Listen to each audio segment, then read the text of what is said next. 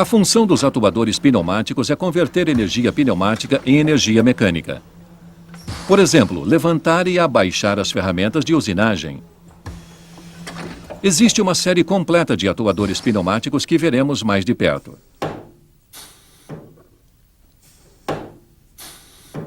O atuador pneumático mais utilizado é o linear. Ele converte a energia pneumática em movimento linear. As dimensões dos cilindros pneumáticos normalmente são da seguinte ordem de grandeza. Diâmetro, 6 a 320 milímetros. Curso, 1 milímetro até 2 metros. Força, 2 a 50 mil newtons. E velocidade de avanço, 0,02 a 1 metro por segundo.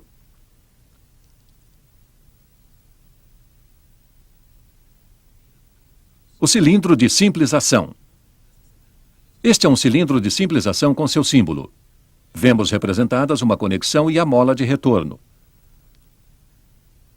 Aqui o ar pressiona o êmbolo contra a ação de uma mola.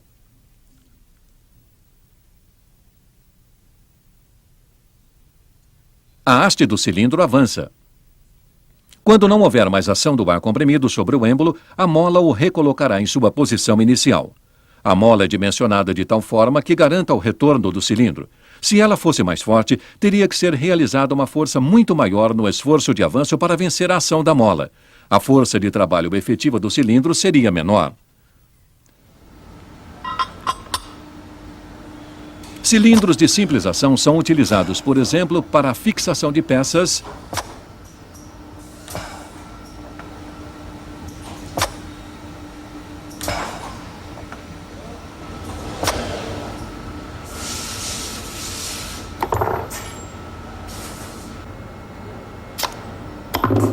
ou também na expulsão. O cilindro de dupla ação é o cilindro mais utilizado. O símbolo apresenta duas conexões, mais nenhuma mola de retorno. Aqui o movimento do êmbolo é provocado em ambos sentidos pelo ar comprimido. Isso também significa que se pode exercer força nos dois sentidos. Portanto, o cilindro consegue tanto pressionar como tracionar. No recuo do cilindro, a força efetiva é menor que no avanço. Isso se deve ao fato de a superfície do êmbolo ser reduzida pela área da secção transversal da haste. Existem alguns critérios para a escolha de um cilindro. A seguir são apresentadas as características a serem definidas no projeto. A extensão do movimento, ou seja, o curso do cilindro.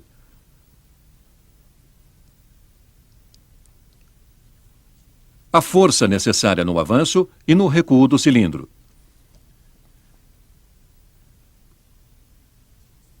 E, finalmente, a velocidade com que isso deve acontecer.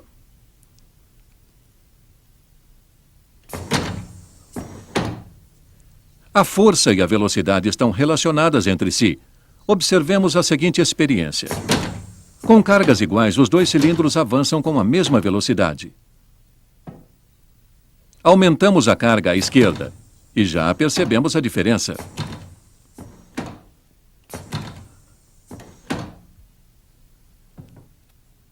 A carga é novamente aumentada e o cilindro avança ainda mais lentamente.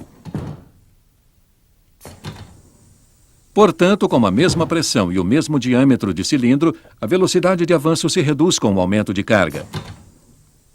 Como regra básica, pode-se afirmar que, com 75% da carga máxima possível para um cilindro, ele ainda avança com 50% da velocidade sem carga. Uma outra experiência. Colocamos um peso como carga no cilindro. Com uma pressão de aproximadamente 380 kPa, ele avança. Aumentamos o peso. O cilindro não avança mais. Somente quando a pressão for aumentada para 600 kPa, o cilindro poderá levantar a carga maior. Portanto, mantido o diâmetro do cilindro, a pressão de trabalho e a carga estão estreitamente relacionadas.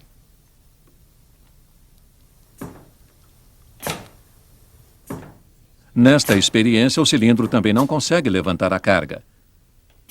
Para o cilindro da esquerda, não há problema em fazê-lo, embora a pressão seja a mesma nos dois cilindros. A explicação do fato. O cilindro da esquerda tem um diâmetro maior. Isso é novamente demonstrado nesta experiência.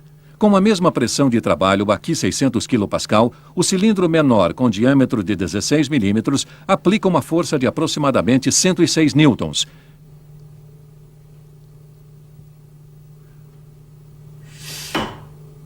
Enquanto o cilindro de 25 mm de diâmetro exerce uma força de 262 newtons.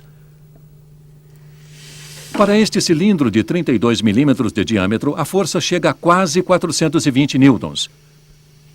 Tudo isso levado a uma equação resulta que a força é o resultado da área do êmbolo multiplicada pela pressão de trabalho. A escolha do diâmetro do cilindro é fundamental para obter-se a força desejada. Além disso, a frequência do movimento, a pressão e o consumo de ar comprimido são variáveis importantes. Nas mesmas condições, um cilindro menor consome menos ar que um maior. Neste dispositivo de furação automático são utilizados cilindros de dupla ação de várias dimensões.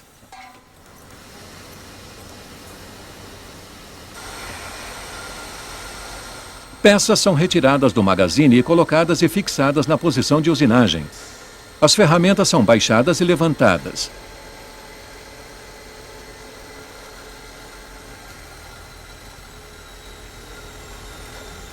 E, posteriormente, a peça pronta é retirada e expulsa.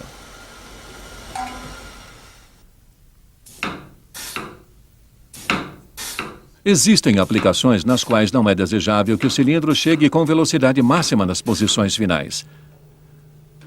Nestes casos, utilizam-se cilindros com amortecimento de final de curso.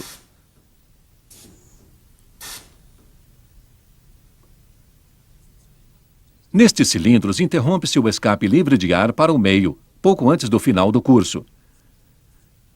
Cria-se, assim, um colchão de ar que amortece o movimento. Esse ar é liberado para o meio através de um estrangulamento.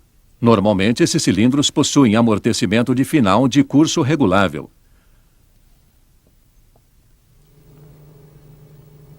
Agora, alguns tipos especiais de cilindros. Este é um cilindro de dupla ação com haste passante.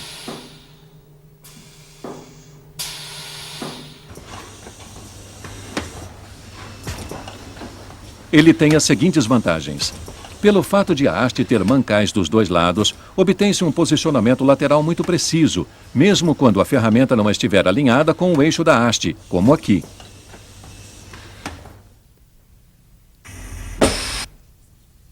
Por fim, o cilindro de haste passante ainda oferece outra vantagem.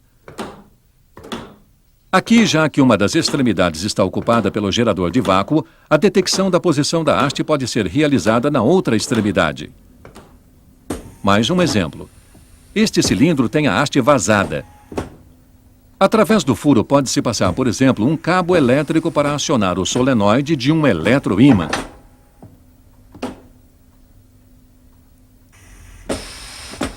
Ou, como aqui, trabalhar com vácuo. Também é possível escoar-se líquidos pelo interior da haste.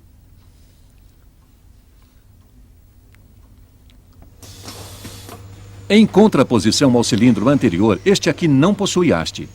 O êmbolo tem um ímã permanente em forma de anel. O mesmo acontece com o cursor externo à camisa do cilindro.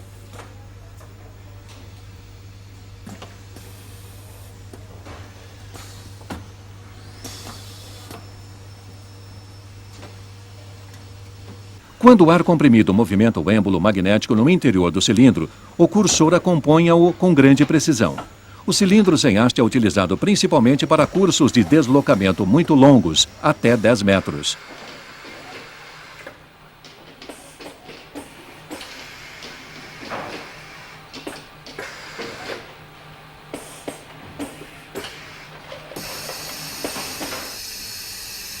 Este é um cilindro de posições múltiplas.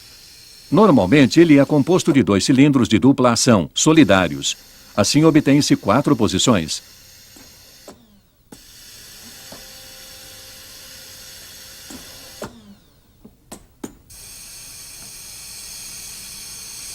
A peça trabalhada passa pelas 4 posições de usinagem.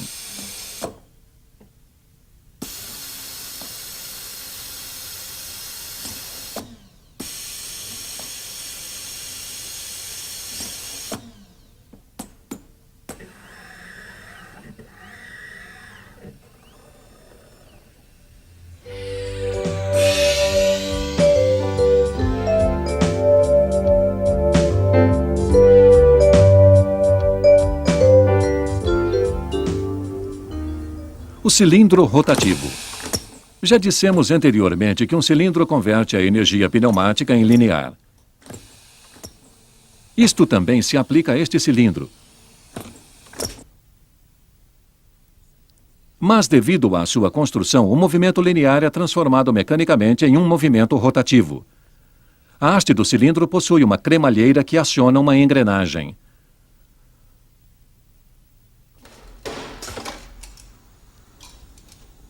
Aqui um cilindro giratório é utilizado para fornecer energia mecânica na prensagem de peças.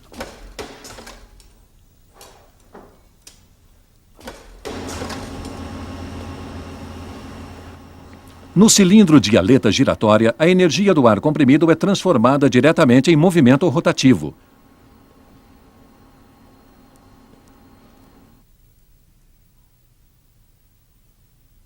O ângulo de giro é ajustável. O torque máximo pode chegar a 20 Nm.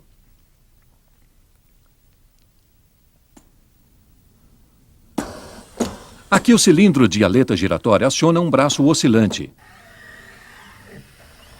Neste dispositivo, ele é utilizado para virar peças.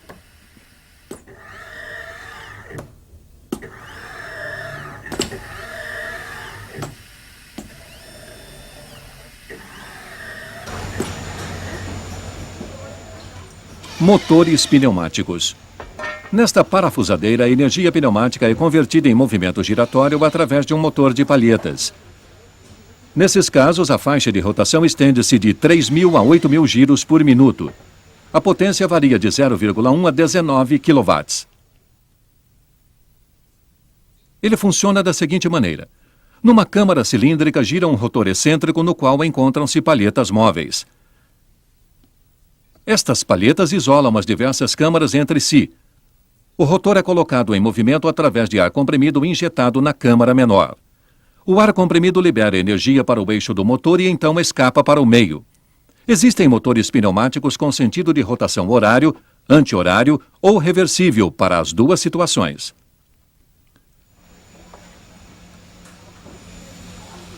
Neste local, motores elétricos têm suas tampas parafusadas. O acionamento das parafusadeiras é feito por motores de palhetas.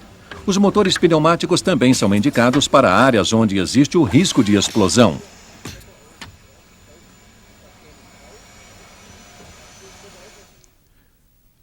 Este é o símbolo utilizado para representarmos os atuadores rotativos com ângulo de giro limitado. Ao lado, vemos o símbolo de um motor pneumático. Os símbolos sempre são orientados pela função e não pela forma construtiva do elemento.